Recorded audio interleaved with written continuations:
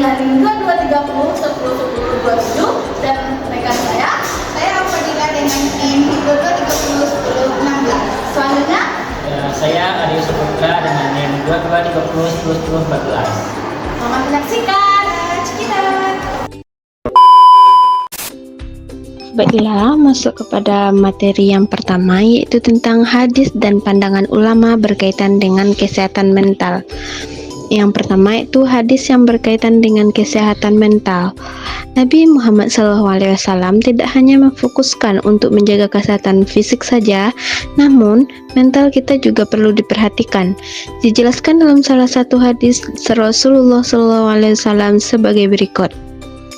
Haddatsana Abu Bakar bin Abi Sayyah, haddatsana Khalid bin Makhlid, haddatsana Abdullah bin Sulaiman an Ma'az bin Abdullah bin Khubayna an abihi an ami qala kunna fi majlis faja'a an-nabiy sallallahu alaihi wasallam wa ala ra'sihi israwma'in faqala lahu bima'duna tarakal yawma tayyiban nafsi faqala ajali walhamdulillahi thumma afadol kaumu fi zikri inna faqala la ba'sa bil ana liman taqa wasihah liman taqa khair minal ina wa tibul nafsi minan na'im, yang artinya telah menceritakan kepada kami Abu Bakar bin Abu Syaibah berkata telah menceritakan kepada kami Khalid bin Makhlad berkata telah menceritakan kepada kami Abdullah bin Sulaiman dari Muaz bin Abdullah bin Kubayb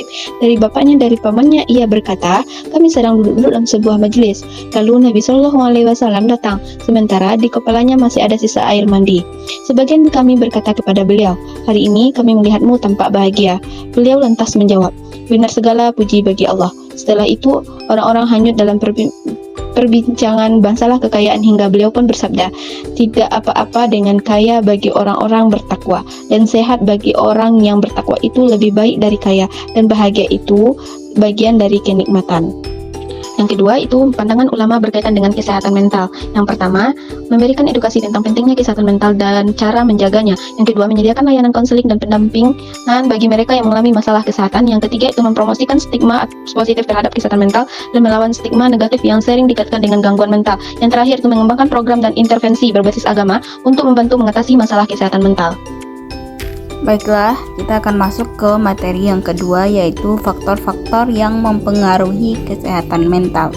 Nah, kesehatan mental itu sendiri dipengaruhi oleh beberapa faktor, baik itu secara eksternal maupun internal. Yang termasuk faktor internal adalah faktor biologis dan juga psikologis. Beberapa faktor biologis yang secara langsung berpengaruh terhadap kesehatan mental, diantaranya otak, sistem endokrin, genetika, sensori, dan kondisi ibu selama kehamilan. Nah, faktor psikologi yang berpengaruh terhadap kesehatan mental yaitu pengalaman awal, proses pembelajaran, dan juga kebutuhan. Sementara ada juga beberapa faktor eksternal yang memengaruhi kesehatan mental, yaitu sosial budaya yang diantaranya seperti stratifikasi sosial, kedua interaksi sosial, ketiga keluarga, keempat sekolah. Masuk pada poin yang ketiga, yaitu kepercayaan yang berhubungan dengan surga dan neraka serta pahala dan dosa terhadap kesehatan mental. Keyakinan Islam tentang akhirat dan kesehatan mental.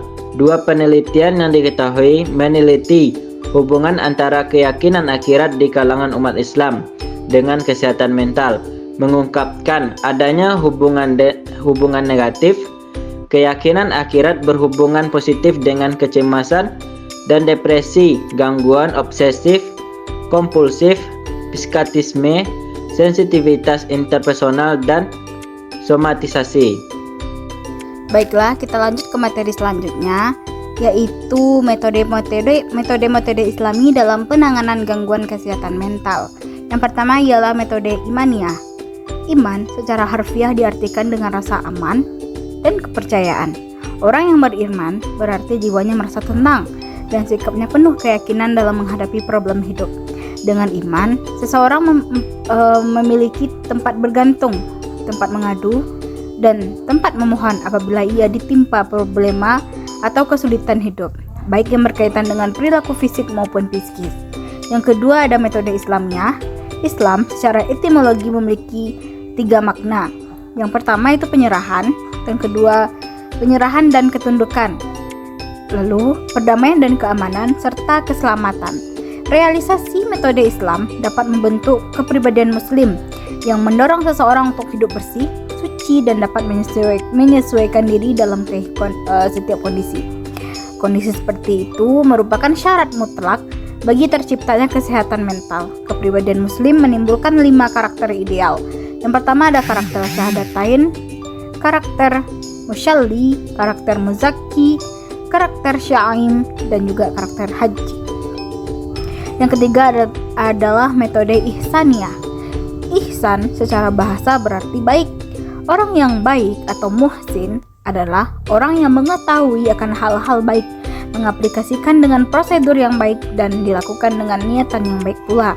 Metode ini apabila dilakukan dengan benar akan membentuk kepribadian muhsin yang dapat ditempuh melalui beberapa tahapan. Yang pertama ada tahapan pemulaan, yang kedua ada tahapan kesungguhan dan menempuh kebaikan. Materi yang kelima yaitu ciri-ciri mental yang sehat dalam konteks kajian Islam. Ciri-ciri kesehatan mental dikelompokkan dalam 6 kategori. Yang pertama, memiliki sikap batin atau attitude yang positif terhadap dirinya sendiri. Aktualisasi diri, mampu mengadakan integrasi dengan fungsi-fungsi psikis yang ada. Yang keempat itu mampu berotonomi terhadap diri sendiri atau mandiri. Yang kelima, memiliki persepsi yang objektif terhadap realitas yang ada. Yang keenam, mampu menyelaraskan kondisi lingkungan dengan diri sendiri.